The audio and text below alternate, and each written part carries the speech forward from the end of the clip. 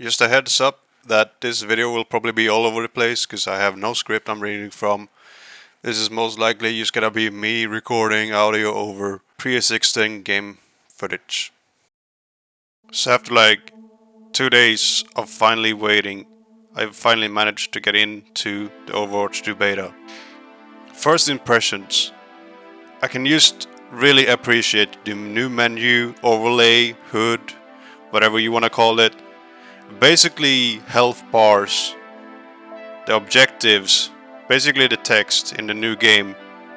It is way more clearer, it's easier to see, and I just appreciate the style of it. However, there is a lot of people that just simply dislike this new overlay. My opinion, I hope they keep it. It looks clean, it looks easier to read. It is just way more noticeable. It might also have something to do with transparency. But moving on, I hope they keep the menu. Looking further into this is the new mode called Push. Basically, there is a robot that pushes your objective forward or backward. If the enemy team captures it, they are moving distance. So think of this as a tug of war. Whoever moves the robot the furthest wins. There is currently 2 maps that have the push mode. Colosso, which is this map, and Toronto. They might add more push maps later on, I do not know. Speaking of maps, some maps got a daylight mode, meaning they are now played during the daytime.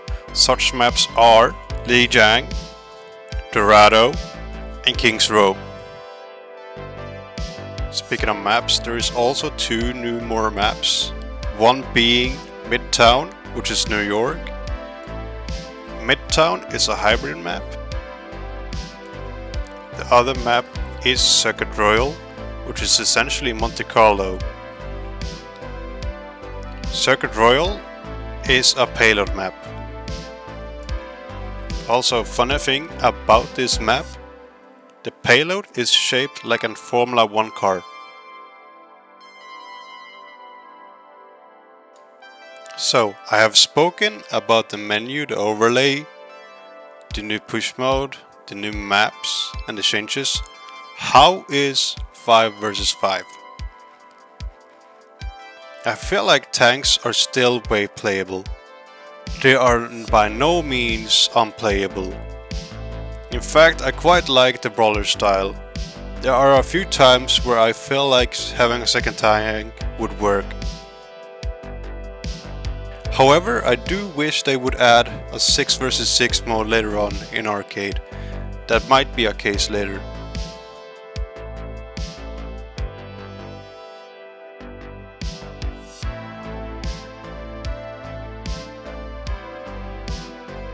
I said earlier that the tanks had some differences. When I start with D.Va and look at her health, it is now 650.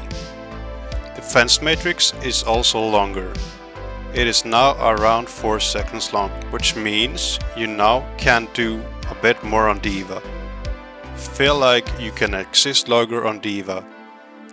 You can escape easier, you no longer get demeced as fast as before. Moving on to DoomFist. DoomFist is now a tank. He has 450 HP. His abilities are about the same, however, his shift is now like the E. So, what does the new E ability do? The new E ability is a block. I heard that the E charges up your punch, so after E, your punch should be stronger. Next up is Orisa. Orisa's abilities have been changed up a bit. Her E is now a spin attack, which is very useful if you corner enemies. Her E is also able to eat projectiles, so you should be able to eat a grab or Hansel's ultimate. Orisa's right click is now a javelin. It does quite a lot of damage, so if you're lucky you will probably one-shot a mana. Another thing is that the javelin also stuns. So if you see something like a Reinhardt charging in at you, you could probably pull your javelin and stun him. Moving on to Orisa's ultimate. Best way I can describe is like a shatter. It moves, however, in like a 360 circle. So enemies to it will take some damage. You can hold and release it. Next up is Reinhardt. Reinhardt now has a bit more health and 2 fire strikes. His charge is now cancelable. His shield has been lowered from 1600 to 1200.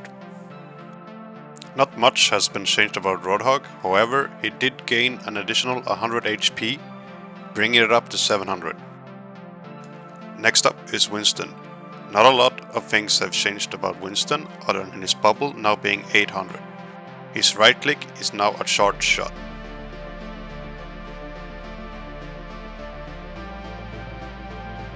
You could probably add the charge shot into your dive. So you dive, punch and right click.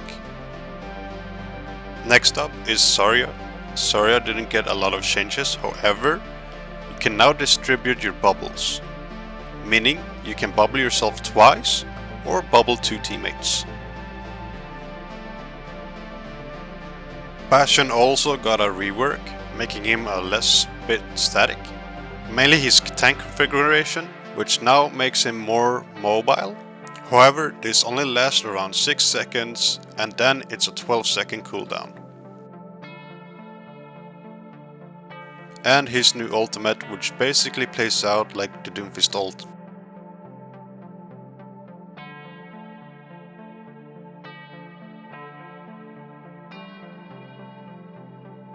Next up is Cassidy. Not a lot of things have changed about Cassidy other than his E. It's no longer a stun grenade, it's more like a heat-seeking grenade. Meaning it will stick to the closest targets. Next up is Mei. Mei no longer freezes or slows down her targets. It only does damage, which for me is a nice change. Next up we got Soljourn. Soljourn can do a lot of damage, she has a lot of damage potentials. Basically, if you hit your shots right, you will do a lot of damage and be a huge contribution to your team. Her E ability is sorta like a grab, only lasts 3 seconds. Her shift ability allows her to gain momentum or slide. You can use shift and space to gain some momentum. Lastly, we have her ultimate overclock, which essentially makes your secondary fire faster, meaning you can use it more and do more damage. Next up we got Sombra. Sombra did not get a lot of changes, however her gun sounds are new.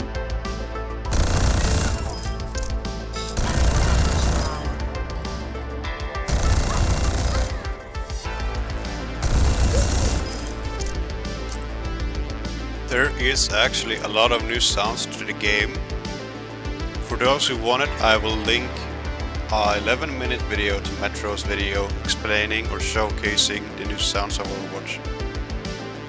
Her hacks are now shorter and she can also hack while invisible. Another thing that's new is that the healers now have passive healing.